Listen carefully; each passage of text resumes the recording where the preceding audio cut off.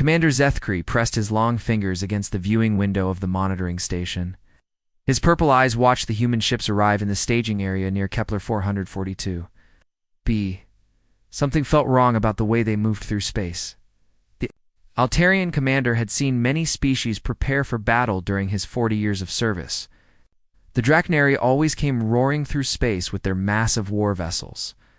Their deep voices boomed across communication channels as they sang their ancient battle songs. The Vexti arrived in swarms of smaller ships, clicking and chittering to each other in their complex coordination language. Even his own Altarian people announced their presence with formal declarations and tactical briefings.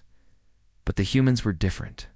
Their ships glided into formation without a single word spoken on any frequency. Zethkri had been monitoring their communications for 3 hours now, and he had heard nothing but silence. "This is unusual behavior," said Council Observer Yolandra. As she floated beside him, her translucent form shimmered in the dim light of the observation deck. As a member of the energy-based Luminor species, she had no need for physical contact with her equipment. Her thoughts interfaced directly with the monitoring systems. "I have studied 67 different species in their pre-battle rituals," she continued. "None have ever maintained such complete silence before an engagement. It is not natural. For social creatures to remain this quiet when preparing for violence?" Zethkri nodded slowly. The humans had arrived 6 hours ago with a fleet of 32 vessels.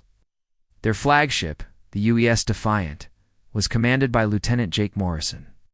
According to the intelligence reports, but Morrison had not announced his arrival, requested docking permissions, or even acknowledged the presence of the other Allied fleets. The other species had been arriving all morning. The Drachnari fleet of 18 ships had announced their presence with traditional war horns that could be heard across multiple star systems. Their commander, War Chief Gorthok, had immediately challenged the enemy fleet to single combat. Even though the hegemony forces had not yet arrived, the Vexti brought 43 smaller vessels that moved in perfect coordination. Their queens sang constant updates to their workers and warriors. The harmonious clicking sounds filled the communication channels as they shared information about ship positions, weapon status, and battle readiness. The Symphonian contribution was a single, massive vessel that hummed with musical tones. Their species communicated through complex melodies, and even now, their ship broadcast beautiful harmonies that served as both communication and moral support for the other Allied forces. Only the humans remained silent. "Perhaps they are afraid," suggested Zethkri, though he did not believe his own words. The bio-readings from the human ships showed calm heart rates and steady breathing patterns. These were not the signs of fear. "No," Yolandra replied, her form pulsing with concern. "I have been monitoring their life signs. They show determination and focus, but no fear. This silence is something else entirely." Lieutenant Jake Morrison stood on the bridge of the UES Defiant, watching the tactical display. His crew moved around him with quiet efficiency. When Communications Officer Lisa Park needed to report something, she approached Morrison directly and spoke in a low voice. That would not carry across the bridge. When Weapons Specialist Ben Clark completed his diagnostics, simply nodded to Morrison rather than announcing his results. The human crew had trained together for 2 years and knew each other well enough to communicate with minimal words. A raised eyebrow could ask a question. A slight nod could give approval. A hand gesture could relay complex tactical information. Morrison had served in 12 battles during his career. He had learned that excessive communication often led to confusion and mistakes. Words could be misunderstood. Orders could be garbled by interference. But actions were clear and direct. On the tactical display, Morrison could see the other Allied fleets. The Drachnari ships moved in aggressive formations, constantly adjusting their positions as their commanders shouted new orders. The Vexti vessels swarmed in complex patterns that required constant coordination calls between their queens and workers. Morrison's fleet held a simple formation that required no verbal coordination. Each ship captain knew their role and position. They had practiced these maneuvers dozens of times. When the battle began, they would execute their plan without needing to discuss it. Chief Engineer Amy Torres approached Morrison's command chair. She held a datapad with the fleet status report, but she did not speak. Morrison glanced at the information, noted that all ships were at full readiness, and nodded once. Torres returned to her station without a word being spoken. This efficiency puzzled the other species. Or Chief Gorthek of the Drachnary had sent 3 separate messages requesting coordination meetings with the human commander. He wanted to discuss battle plans, share tactical information, and coordinate their attack strategies. Morrison had responded with brief acknowledgement signals, but had not agreed to any meetings. The Symphonian commander tried a different approach. Captain Melodis sent a beautiful musical composition that was designed to build trust and cooperation. Between allied forces, the melody was supposed to inspire feelings of unity and shared purpose. Morrison had received the transmission, listened to it once, and filed it without response. Even the normally reserved Altarians found the human silence disturbing. Commander Zethkri had sent formal requests for tactical coordination according to standard Galactic Council military protocols. Morrison had responded with the minimum required information and nothing more. "They treat us as if we are not here," Gorthok complained during a general communication conference between the Allied commanders. "How can we coordinate our attacks if the humans will not speak with us?" "Perhaps their communication methods are different from ours," suggested Captain Melodis. Her voice carried musical undertones even when speaking standard galactic. "Some species prefer actions to words." "All social species communicate," insisted Yolandra from her monitoring station. "It is a fundamental requirement for group cooperation. The humans are deliberately choosing not to engage with us." What the observers did not understand was that the humans were communicating constantly. They used hand signals, facial expressions, and body language that had been refined through millions of years of evolution. On Earth, human ancestors had been persistent hunters who tracked prey for days without making a sound. They had developed ways to coordinate hunts using minimal signals to avoid alerting their targets. Sergeant Dan Walsh led a team of human Marines aboard the EU's Ranger. The soldiers prepared their equipment with practiced silence. When Private Kate Moore finished checking her weapon, she made eye contact with Walsh and nodded once. When Corporal Jim Foster completed his equipment inspection, he raised his thumb slightly. The entire squad confirmed their readiness without speaking a single word. This behavior had developed naturally during human military training. Excessive noise could alert enemies to their position. Necessary radio chatter could be intercepted and used against them. Professional soldiers learned to communicate only when absolutely necessary. The alien species interpreted this silence differently. To them, communication was a sign of trust and cooperation. Species that did not communicate were usually hostile or afraid. The human silence suggested neither hostility nor fear, which made it even more disturbing. As the day progressed, long-range sensors detected the approaching hegemony fleet. The enemy force consisted of 68 vessels of various sizes, all broadcasting aggressive challenges and threats toward the Allied defenders. The response from the Allied species was immediate and loud. The Drachnary roared back their own challenges. The Vexti began their rapid-fire coordination chatter as they prepared for battle. The Symphonians broadcast inspiring melodies to boost morale. The humans said nothing. Their ships simply moved into combat formation with mechanical precision. No battle cries, no inspiring speeches, no coordination chatter filled their communication channels. Lieutenant Morrison stood on his bridge, watching the enemy fleet approach. His crew waited at their stations with calm professionalism.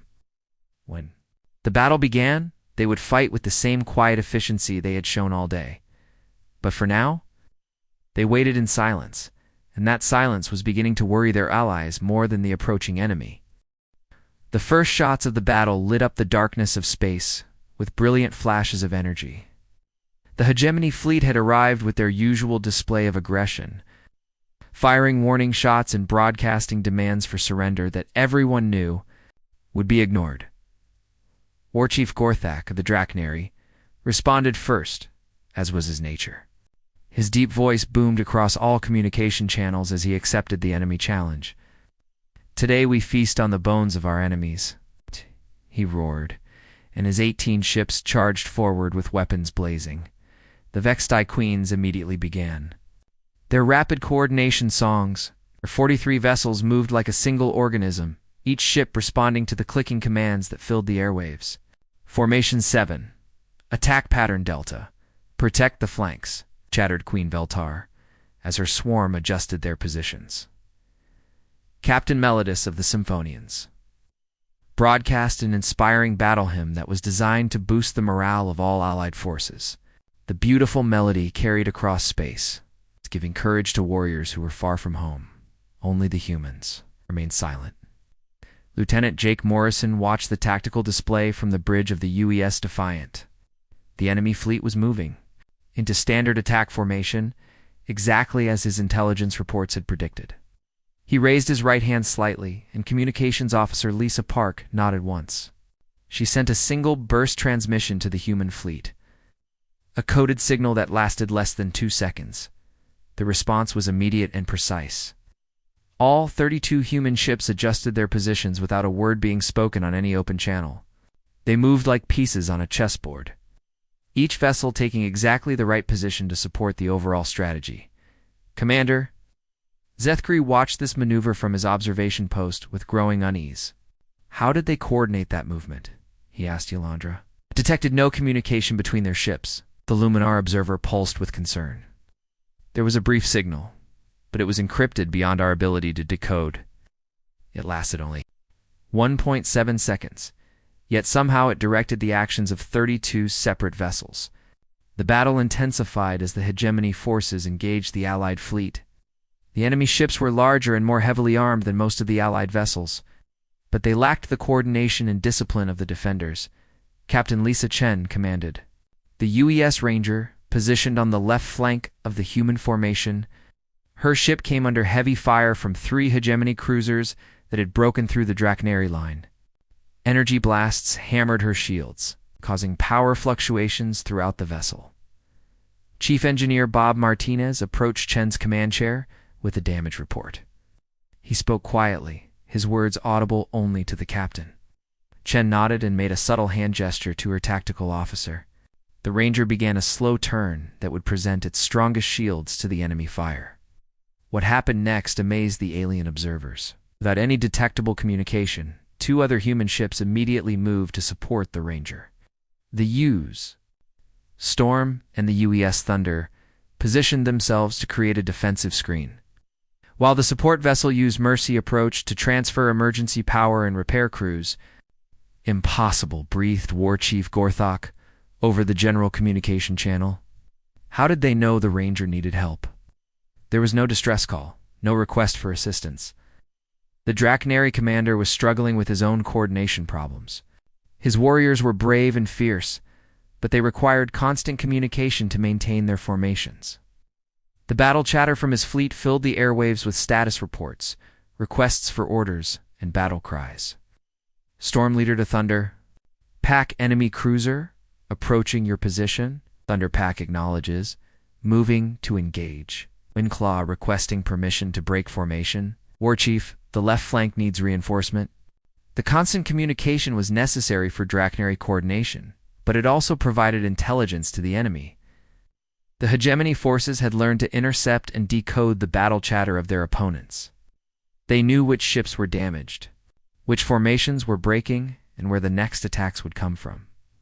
But the human ships gave them nothing. They fought in complete silence, coordinating through methods that the hegemony intelligence officers could not understand or predict.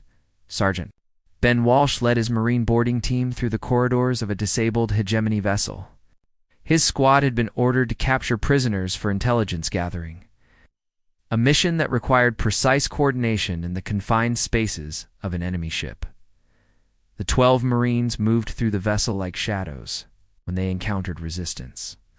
They dealt with it efficiently and without words. Private Kate Moore spotted an enemy soldier around a corner and made a quick hand signal to Corporal Jim Foster.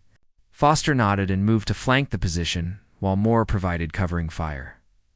The hegemony defenders found this silence more terrifying than any battle cry. They were used to enemies who shouted threats, demanded surrender, or at least made some noise as they advanced. The humans moved through their ship like death itself, silent and unstoppable. "What are they?" whispered one hegemony officer to another as they watched the Marines advance down their corridor. "They do not speak. They do not threaten. They simply take what they want." The boarding action was completed in 18 minutes. Walsh and his team had secured the enemy vessel, captured 12 prisoners, and suffered only minor injuries. They accomplished this without speaking a single word that could be heard by their enemies. Meanwhile, space battle continued to rage around the disabled ship. The Vexti swarm was performing well, their queens maintaining perfect coordination through their constant clicking communications, but even they were beginning to notice the strange effectiveness of the silent human fleet. Queen Veltar, 2 allied commanders, clicked the Vexti leader over the general channel. The humans fight with unnatural coordination. Such precision without communication. Captain Melodis of the Symphonians had been wondering the same thing. Her people had evolved music as a form of communication because it allowed for complex emotional and tactical information to be shared simultaneously. The idea of fighting without any communication at all seemed impossible to her. Perhaps they communicate on frequencies we cannot detect, she suggested over the command channel. But Yolandra had been monitoring the entire electromagnetic spectrum during the battle. "Negative," she reported.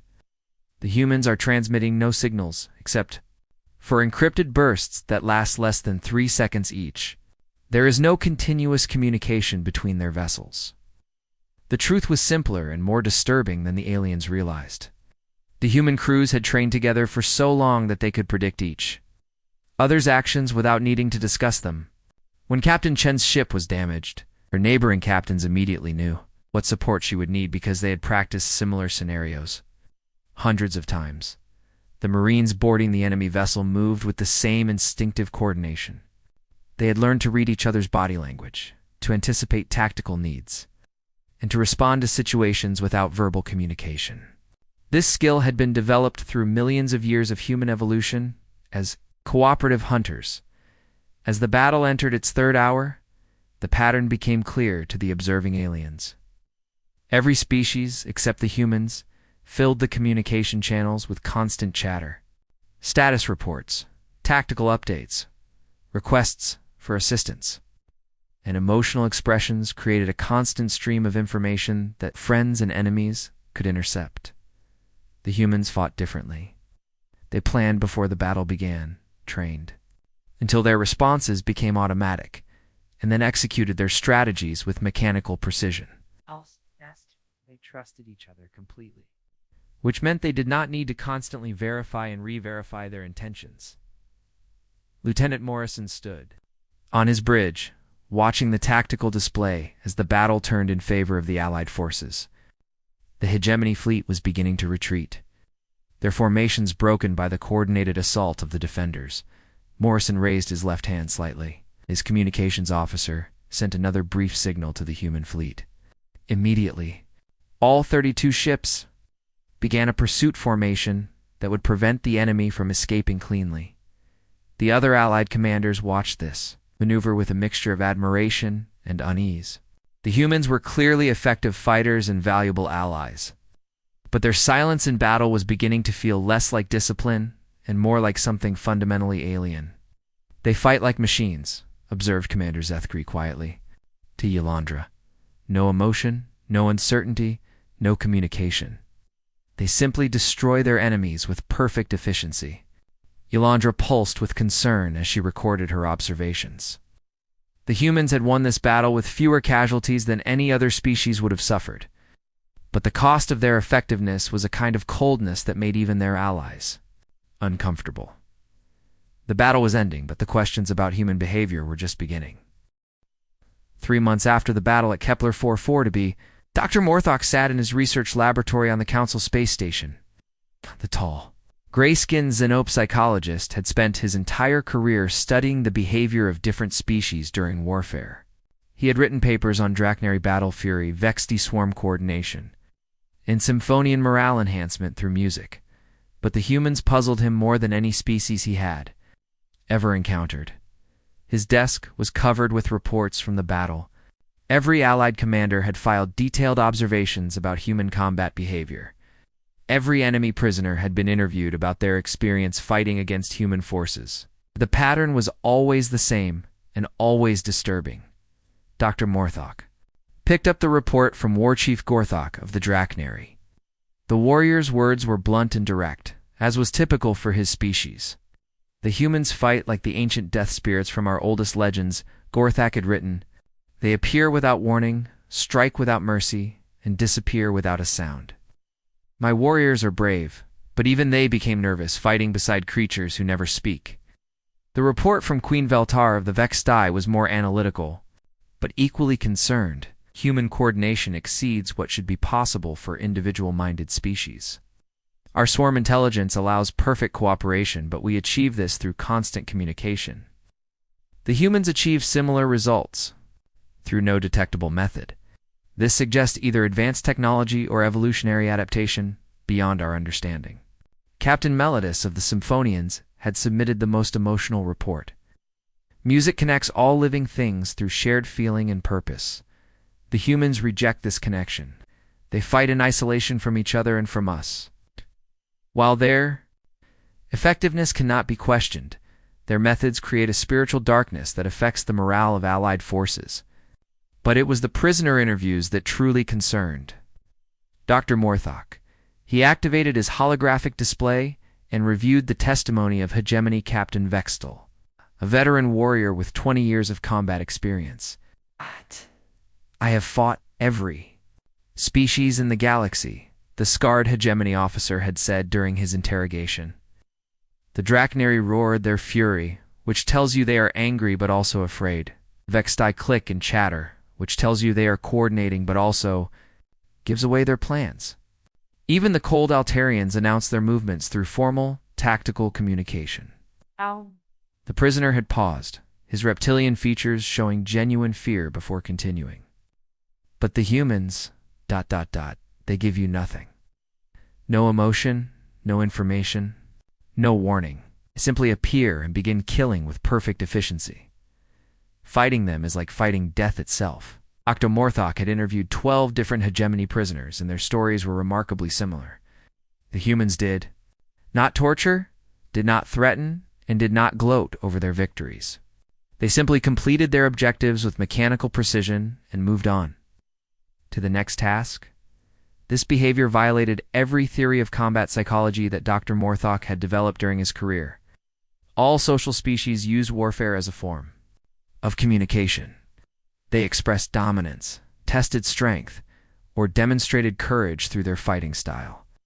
Combat was never just about achieving objectives. It was about sending messages to enemies and allies. The humans sent no messages. They simply won. Dr. Morthok decided he needed to interview human soldiers directly. The council had arranged for him to speak with several human officers who had participated in recent battles. His first subject was Colonel Amy Rodriguez, commander of the 3rd Human Marine Division. Colonel Rodriguez entered the interview room with the same quiet efficiency that characterized all human military personnel. She was a small woman with short brown hair and calm brown eyes. She sat down across from Dr. Morthok and waited for him to begin. Colonel Rodriguez, I am studying the combat behavior of different species, Dr. Morthok began. Other races have expressed concern about human silence during battle. Can you explain why your forces do not communicate during combat? Rodriguez considered the question for a moment before answering. Communication in battle serves 3 purposes. Doctor coordinates action, provides information, and expresses emotion.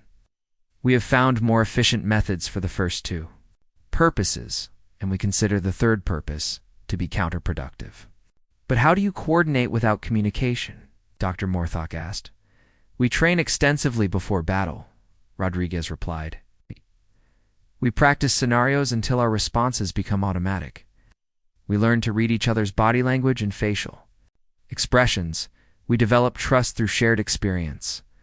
When the battle begins, we already know what each person will do. Dr. Morthok made notes on his datapad.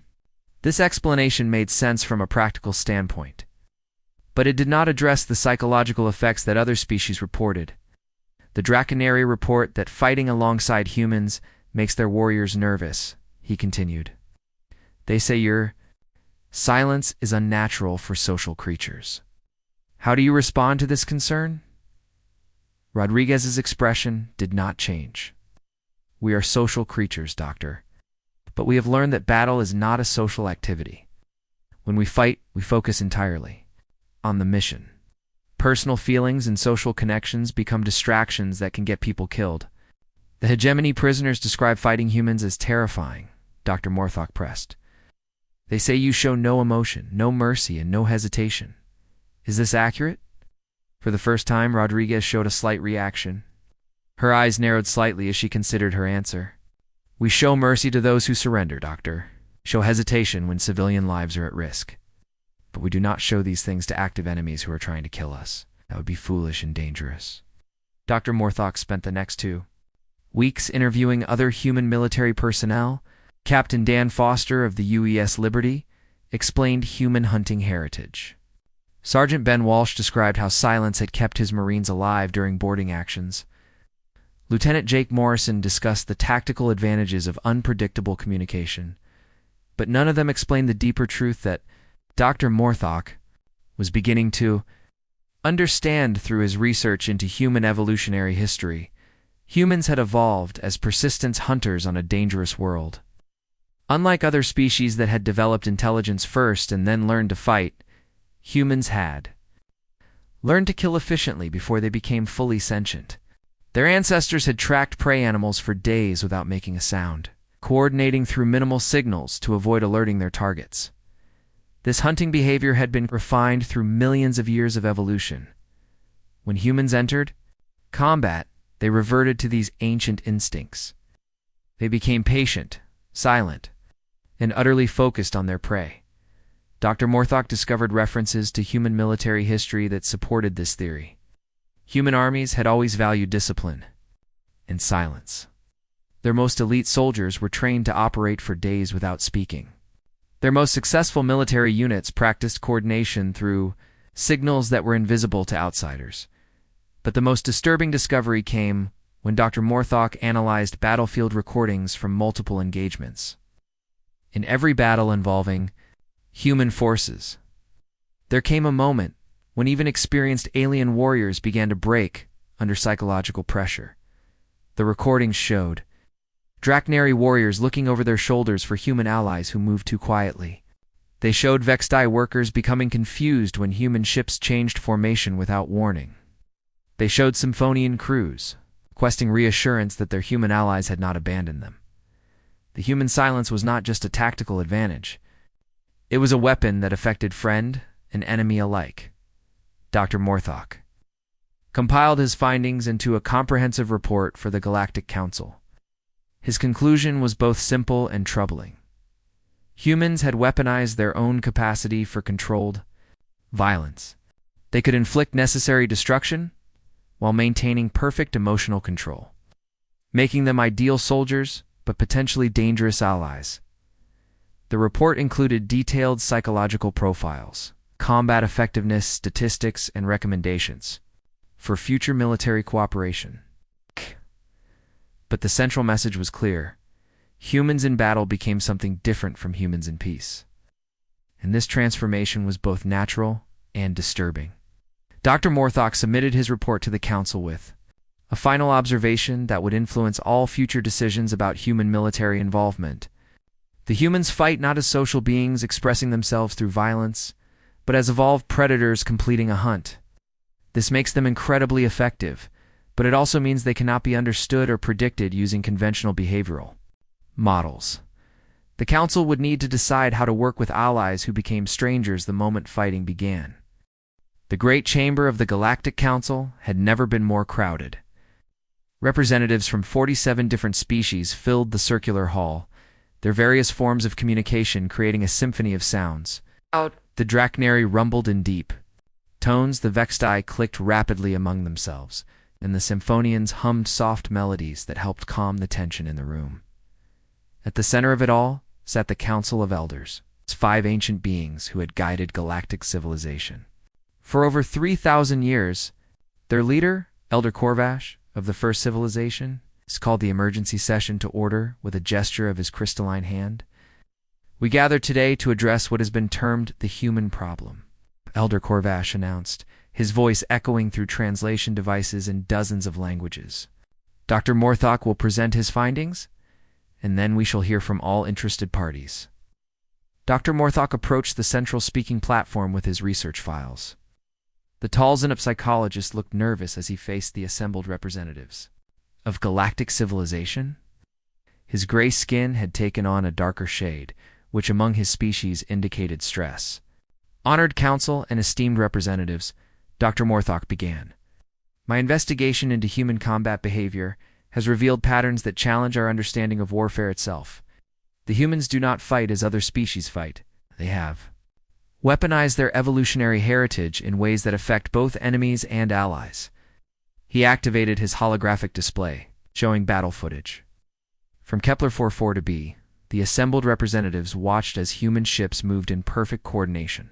Without any detectable communication, other species use warfare as a form of social expression, Dr. Morthok continued.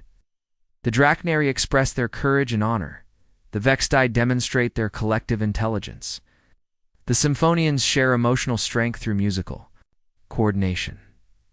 But humans express nothing. They simply complete their objectives with mechanical efficiency. Representative Kekstar of the Drachnari stood up, his massive form towering over the other delegates. His voice boomed across the chamber as he spoke.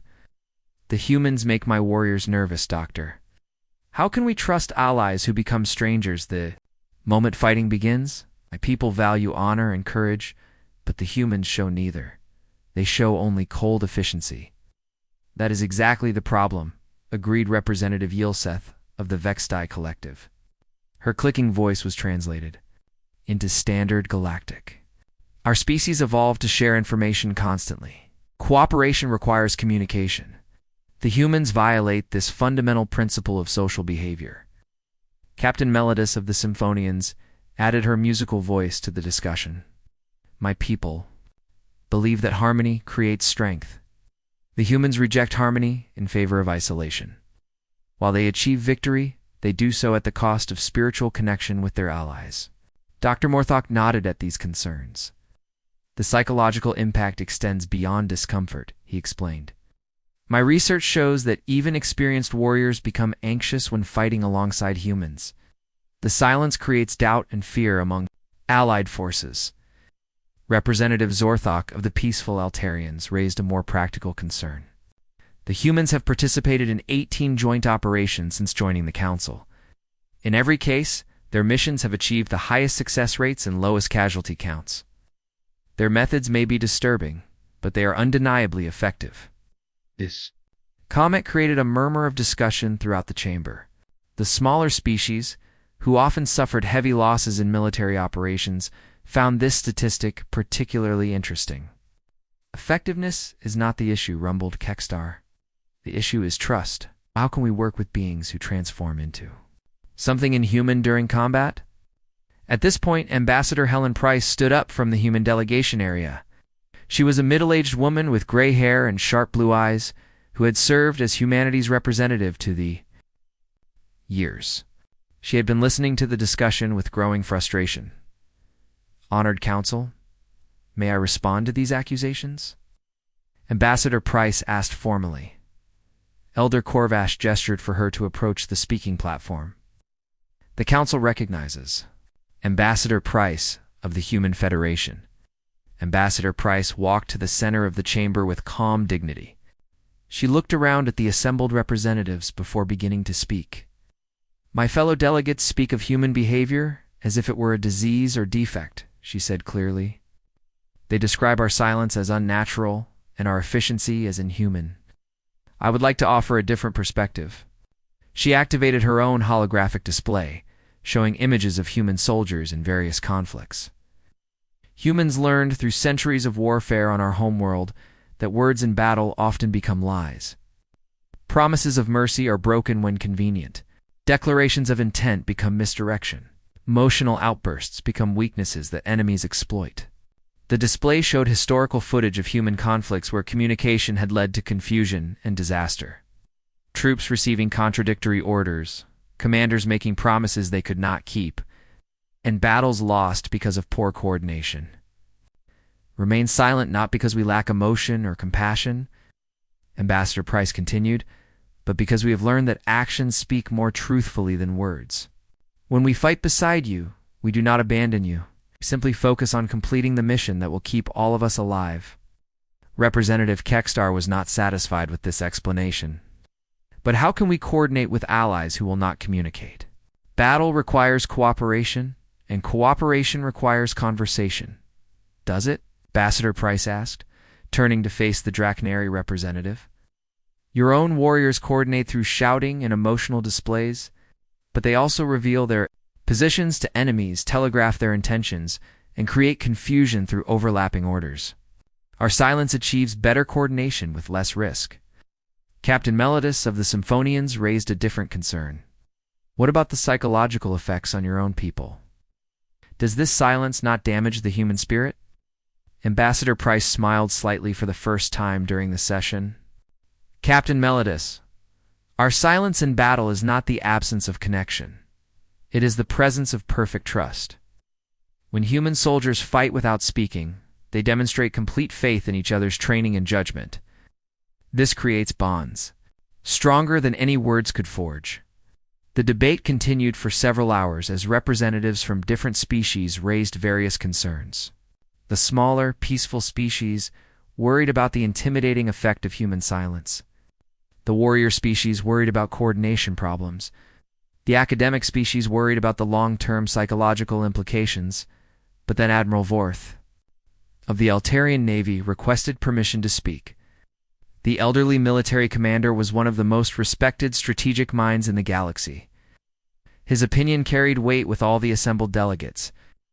Honored Council, Admiral Vorth began, his formal voice carrying across the chamber. I have spent the last 3 months studying human military history and tactics. I believe we are misunderstanding the fundamental nature of their combat behavior. He activated a detailed tactical display showing multiple battle scenarios. Every species here fights according to their evolutionary heritage. The Draknari express the territorial aggression of their ancestors. The Vextai demonstrate the collective coordination of their hive origins. The humans exhibit the patience and precision of their hunting ancestors. Admiral Vorth highlighted specific moments in recent battles where human tactics had saved allied lives. The humans do not remain silent because they lack social instincts. They remain silent because they respect the seriousness of taking lives, even enemy lives. Their silence honors the gravity of warfare. This interpretation surprised many of the delegates. The idea that human silence was a form of respect rather than coldness had not occurred to most of them. Furthermore, Admiral Vorth continued, the humans have consistently demonstrated loyalty to their allies through actions rather than words. In every joint operation, they have prioritized the safety of allied forces, even when it complicated their own objectives. He showed tactical analyses proving this point.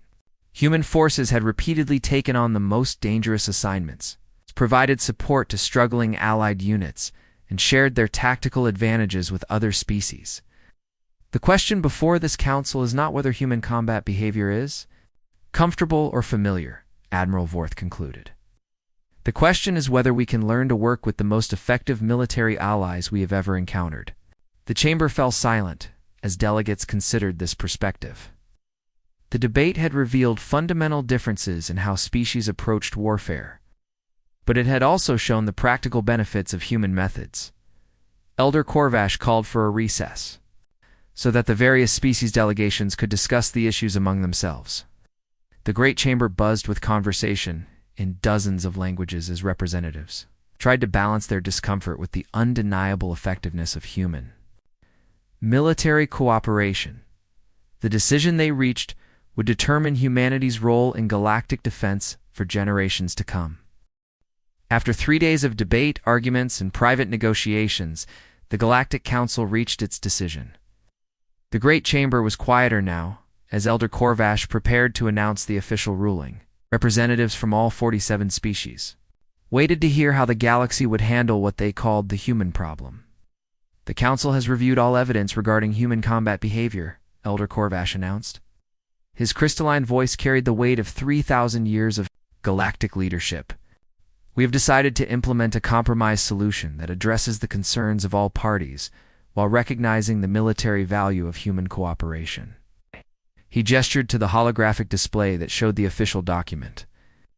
The Council hereby issues Directive 2008-47, which shall be known as the Human Combat Protocol Warning. This directive will be distributed to all military commanders who may work alongside human forces. Ambassador Helen Price sat with the human delegation, her face showing no emotion as she listened to the announcement. Beside her, General Rick Carter and Admiral Susan Blake, which maintained the same neutral expressions that had become familiar to the other delegates. Elder Corvash continued reading the directive. All non-human military personnel will receive briefings on human combat silence before joint operations. These briefings will explain that human silence indicates focused professionalism, not hostility or abandonment of allies. Representative Kekstar of the Drachnary shifted uncomfortably in his seat. This was not the strict communication requirements he had wanted, but it was better than no acknowledgement of the problem. Furthermore, Elder Corvash read, human forces will be required to broadcast a single acknowledgement message at the beginning of each battle, confirming their participation and their intention to maintain radio silence per their combat doctrine. Captain Melodus of the Symphonians nodded approvingly. This small concession would help other species feel less abandoned during combat operations. Finally, the Elder continued, all joint military operations involving human forces will include psychological support personnel trained to help non-human troops adjust to human combat methods. Dr. Morthock, sitting in the observer section, made notes on his datapad. This directive would create new opportunities for xenopsychological research and cross-species military cooperation. But Elder Corvash was not finished. There is also a classified addendum to this directive, accessible only to senior military commanders with appropriate security clearance. Classified addendums usually contained information that the Council considered too sensitive for general distribution. Ambassador Price requested permission to respond to the directive. Elder Corvash granted her request, and she approached the speaking platform one final time. The Human Federation accepts this directive, she said formally. We understand the concerns of our allies. We are willing to make small adjustments to help them feel more comfortable during joint operations.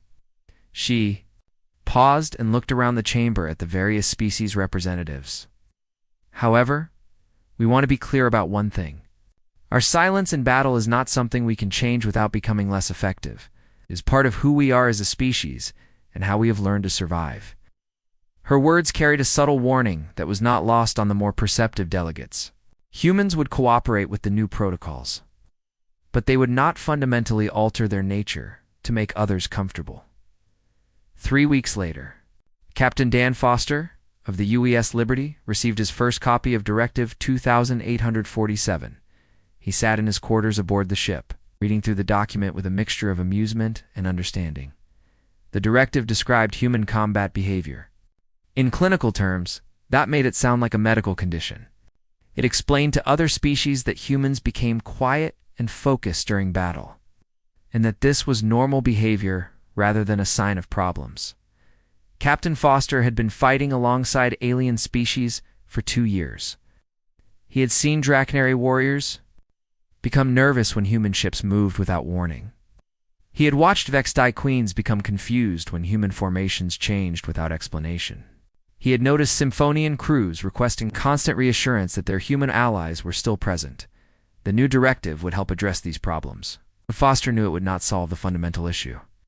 Other species would never truly understand how humans approached warfare because they had not evolved the same way.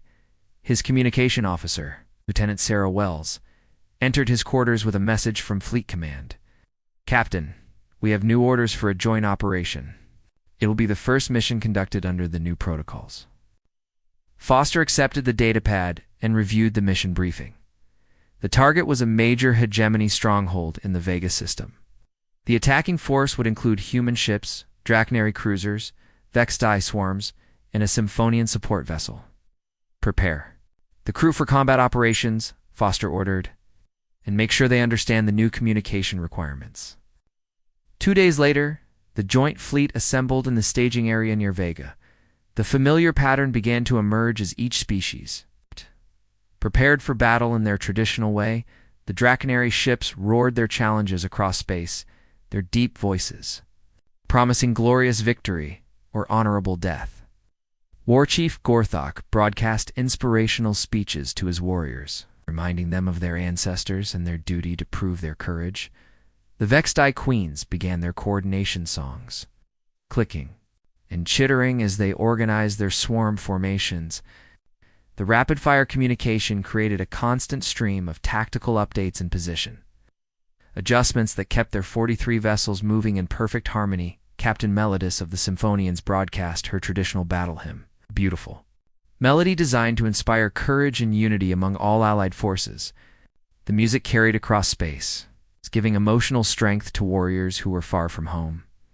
And then, for the first time in their military history, the human fleet broke their ancient silence. Captain Foster activated his communication system and broadcast on all allied frequencies. His voice was calm and professional as he delivered the message required by the new protocols. This is Captain Foster of the UES Liberty, commanding Human Task Force Designation, Alpha 7. Human forces are ready for combat operations.